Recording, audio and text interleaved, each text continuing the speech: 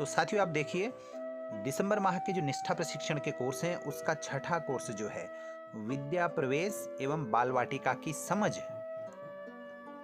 ये course complete हो गया है और सर्टिफिकेट भी आ गया है। आइए चलते हैं कैसे ये कोर्स होंगे, आगे देखते हैं।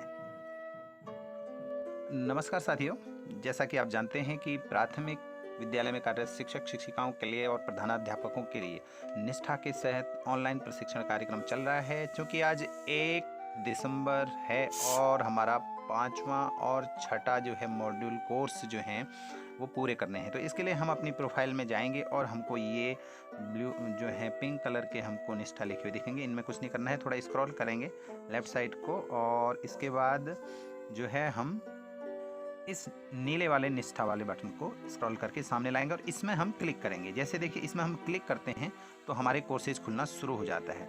ये आप देखिए यहाँ पर 2 कोर्सेज हमारे हैं।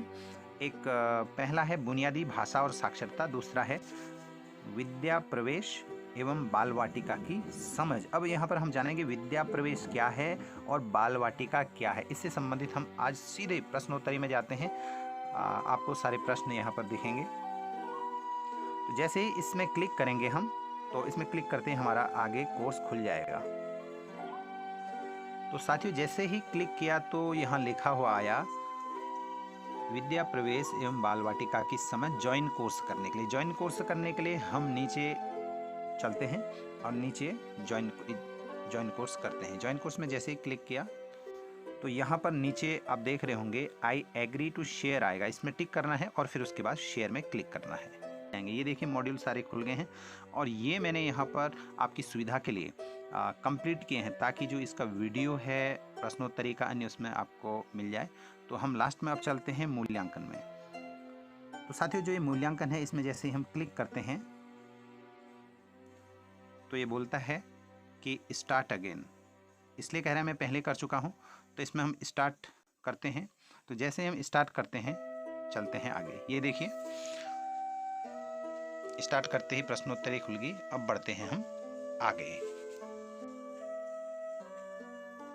तो साथियों प्रश्न यहाँ पर आ चुके हैं। ये पहला प्रश्न है शैक्षणिक शिक्षण में पारगमन गतिविधियाँ जो है उनका उद्देश्य क्या होता है। ये देखिए बच्चों को एक खिलौने से दूसरे खिलौने तक जाने में सहायता करना, बच्चों को घर से स्कूल तक जाने में सहायता करना, बच्चों को एक दोस्त से दूसरे दोस्त तक जाने में सहायता करना, या बच्चों को एक गतिविधि से दूसरी गतिविधि तक जाने में सहायता करना। लगता है हमको ये है, तो इसमें क्लिक करके अगले प्रश्न की ओर बढ़ते हैं। अगला प्रश्न है विद्या प्रवेश एवं बाल वाटिका कार्यक्रम के अंतर्गत कितने विकासात्मक लक्ष्य को पूरा समावेश किया गया है। तो इसमें 3 विकासात्मक लक्ष्य हैं। सीधे हम जाते हैं 2, 3, 4, 1 है तो 3 में हम क्लिक करते हैं और बढ़ते हैं अगले प्रश्न की ओर। अगला प्रश्न है पूर्व प्राथमिक स्तर 3 के लिए निर्धारित आयु क्या है। तो इसमें है 4+, 6+, 3+ और 5+। तो साथियों इसको थोड़ा सा एक्सप्लेन हम करते हैं। पूर्व प्राथमिक स्तर 3 का मतलब है कि बच्चा पहले जो 3 साल है आंगनवाड़ी में अभी जहाँ रहता है तो उसके 2 साल रहेगा और तीसरे साल वो बाल वाटिका में जाएगा। तो 3 साल पूरे होने पर वहाँ जाएगा पहले में, फिर दूसरे में, बाल वाटिका में तीसरे साल। तो 4+ में वो जाएगा हमारी पूर्व प्राथमिक स्तर 3 में। इसके लिए निर्धारित आयु 4+ होगी। तो इसमें क्लिक करते हैं, बढ़ते हैं आगे। अगला प्रश्न है विद्या प्रवेश एवं बाल वाटिका कार्यक्रम का मूल उद्देश्य क्या है। बच्चों को शिक्षण हेतु अनुकूल वातावरण प्रदान करना, प्राथमिक कक्षाओं में बच्चों का व्यवधान रहित शिक्षण सुनिश्चित करना, बच्चों को विकास में सहायक सामग्री उपलब्ध कराना, या प्री स्कूल स्तर पर बच्चों का व्यवधान रहित शिक्षण सुनिश्चित करना। तो साथियों इसमें पहला वाला जो है बच्चों को शिक्षण हेतु अनुकूल वातावरण प्रदान करना, इसका विकल्प रहेगा। तो बढ़ते हैं अगले प्रश्न की ओर। अगला प्रश्न है बच्चों की एक से अधिक मातृभाषा घर की भाषा होने की स्थिति में शिक्षक से क्या करने की अपेक्षा की जाती है। कि वो छात्रों को कक्षा में अधिक से अधिक भाषाओं को अभिव्यक्ति के माध्यम से के रूप में उपयोग किए जाने की स्वतंत्रता देना, बच्चे जिस भाषा विशेष का सर्वाधिक ज्ञान रखते हैं उसका उपयोग करना, कक्षा में निर्देश दी जाने वाली भाषा का उपयोग करना, या फिर शिक्षक जिस भाषा विशेष का ज्ञान रखते हैं उसका उपयोग करना। तो साथियों इसमें जो पहला विकल्प है इसको टिक करते हैं, बढ़ते हैं आगे। और इसके बाद अगला प्रश्न है मानव जीवन के किस चरण में मस्तिष्क का विकास तीव्रता से होता है। ये हम सब जानते हैं, प्रारंभिक बाल्यावस्था, वयस्क बाल्यावस्था या उत्तर बाल्यावस्था या किशोरावस्था। तो इसमें अर्ली चाइल्डहुड जो है उसमें हम क्लिक करते हैं, बढ़ते हैं आगे। अगला प्रश्न है, विद्या प्रवेश एवं बाल वाटिका कार्यक्रम केंद्रित है कौशलों एवं अवधारणाओं के विकास पर, विषय पर और कौशलों के विकास पर। तो ये भी सही है, ये भी सही है, लेकिन सर्वोचित ये है कौशलों और अवधारणाओं के विकास पर। इसमें क्लिक करेंगे, आगे बढ़ते हैं। गतिविधियों, वर्कशीट एवं चित्रों के संदर्भ में शिक्षकों को किस तरह की स्वतंत्रता दी जानी चाहिए? बच्चों के लिए वर्कशीट को रंगीन बनाने के संदर्भ में, बच्चों और अभिभावकों द्वारा उसे विकसित करने देने के संदर्भ में, उसे संशोधित करने एवं प्रासंगिक बनाने के संदर्भ में, इसका इस्तेमाल नहीं करने के संदर्भ में। तो साथियों, इसमें जो 4 विकल्प हैं, इसमें लगता है कि उसे संशोधित करने एवं प्रासंगिक बनाने के संदर्भ में। ये इतनी सुविधा तो टीचर्स को मिलनी चाहिए, तो यही विकल्प हमारा सही रहेगा। बढ़ते हैं अगले प्रश्न की ओर। अगला प्रश्न है, FLN मिशन के दिशा निर्देशों में स्तर 3 के तौर पर उल्लेखित दस्तावेज कौन सा है?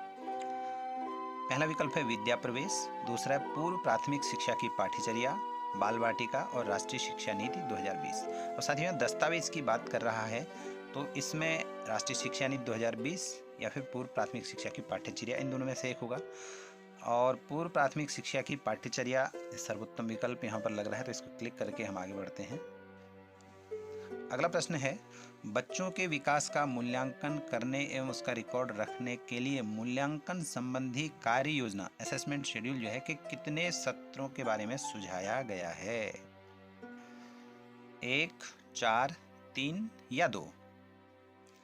तो हम पहले भी जब पढ़ चुके हैं कि यहाँ पर 3 जो हैं हमारे चरण हैं, तो इसमें 3 सत्र होंगे। इसमें आगे बढ़ते हैं। विद्या प्रवेश कार्यक्रम के क्रियान्वयन की अवधि। अब साथियों, विद्या प्रवेश, ये मैं आपको बता दूं, यह कक्षा 1 में जब बच्चा प्रवेश लेगा तब विद्या प्रवेश कार्यक्रम होगा और यह रहेगा 3 महीने का। तो यहाँ विकल्प दिए हैं 16, 12, 6 और 24 सप्ताह। तो 3 चक्को 12, तो यहाँ पर 12 सप्ताह हम क्लिक करते हैं, बढ़ते हैं आगे। अगला प्रश्न है, राष्ट्रीय शिक्षा नीति 2020 के अनुसार शिक्षण के न्यून स्तर से उत्पन्न संकट किन 2 पहलुओं को रेखांकित करता है? बुनियादी संख्या ज्ञान और पर्यावरण के प्रति जागरूकता, स्वास्थ्य, खुशहाली एवं संख्या ज्ञान, बुनियादी साक्षरता और संख्या ज्ञान, मौलिक साक्षरता और संख्या ज्ञान। तो साथियों, हम पहले पढ़ चुके हैं कि ये पूरा कार्यक्रम ही बुनियादी साक्षरता और संख्या ज्ञान पर बेस्ड है, तो इसलिए बुनियादी साक्षरता और संख्या ज्ञान में क्लिक करते हुए हम आगे बढ़ते हैं। अगला प्रश्न है, मुक्त खेल फ्री प्ले क्या है? फ्री प्ले शिक्षक द्वारा बनाया गया कोई बड़ा समूह या बच्चे द्वारा की गई गतिविधि, बच्चे द्वारा एक बड़े समूह में की गई गतिविधि, शिक्षक द्वारा एक छोटे समूह में की गई गतिविधि। तो यहाँ पर जब एक स्टोरी बच्चे के साथ है तो उसमें कहा गया है कि शिक्षक द्वारा एक छोटे समूह में गतिविधि कराई जाएगी जिसमें बच्चा मुक्त खेल करेगा। तो इसमें हम इसे क्लिक करते हैं और बढ़ते हैं आगे। अगला प्रश्न है, राष्ट्रीय शिक्षा नीति 2020 इस बात का समर्थन करती है कि बच्चों की शिक्षा जारी रहनी चाहिए पूर्व प्राथमिक स्तर से लेकर प्राथमिक कक्षाओं तक, शुरुआती प्राथमिक कक्षाओं से लेकर प्राथमिक कक्षाओं तक, घर से लेकर शुरुआती प्राथमिक कक्षाओं तक, घर से लेकर पूर्व प्राथमिक स्तर तक। यहाँ पर जो हमारा राष्ट्रीय शिक्षा नीति 2020 है वो कहती है कि बच्चा, उसमें घर की कोई बात ऐसी नहीं है, वो पूर्व प्राथमिक स्तर की बात करती है। तो शुरुआती प्राथमिक कक्षाओं से पहले ही पूर्व प्राथमिक कक्षाएं होती हैं, तो पूर्व प्राथमिक स्तर से लेकर प्राथमिक कक्षाओं तक की वो बात करती है। तो इसको क्लिक करते हुए हम आगे बढ़ते हैं। अगला प्रश्न है, DIY से क्या तात्पर्य है? तो DIY यहाँ पर पहला है, नृत्य, चित्रण एवं युवा रहें, dance, illustrate and be youthful. कल करें, डू इट यस्टरडे। स्वयं डिजाइन व चित्र तैयार करना, design and illustration by yourself. अगला और चौथा विकल्प है स्वयं करें, डू इट योरसेल्फ। तो इसमें बच्चा है, नृत्य, चित्रण, युवा रहें, ये डू इट यस्टरडे, कल करने की तो बात हो नहीं सकती है। और डिजाइन, इलस्ट्रेट बाय योरसेल्फ, बच्चा इतना नहीं कर पाएगा, तो इसमें स्वयं करें, डू इट योरसेल्फ, बच्चों को करने के मौके देने चाहिए, तो इसलिए डू इट योरसेल्फ करके हम आगे बढ़ते हैं। अगला प्रश्न है, कौन सा संगठक भाषा और साक्षरता को उसके पूर्ण रूप में व्यक्त करता है?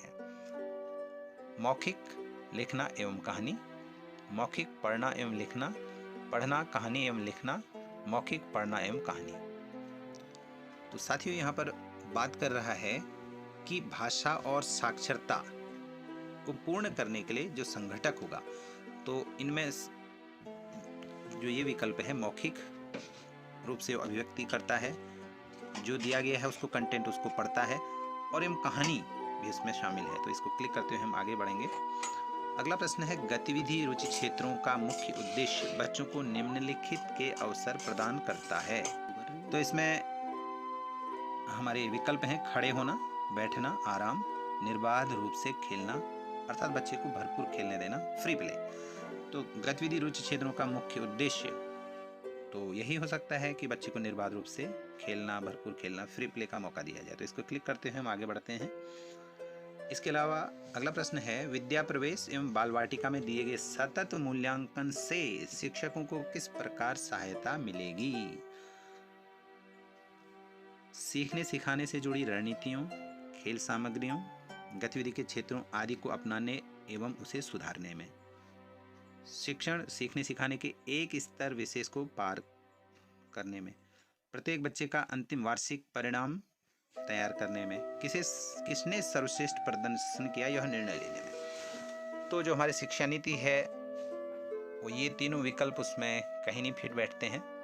तो जो पहला विकल्प है सीखने सिखाने से जुड़ी रणनीतियों, खेल की सामग्रियों, गतिविधि के क्षेत्रों आदि को अपनाने एवं उसे सुधारने में, तो इसमें क्लिक करते हुए हम आगे बढ़ते हैं। अगला प्रश्न है विद्या प्रवेश एवं बाल वाटिका कार्यक्रम के कार्यान्वयन के लिए निर्धारित दैनिक अवधि घंटों में कितनी है?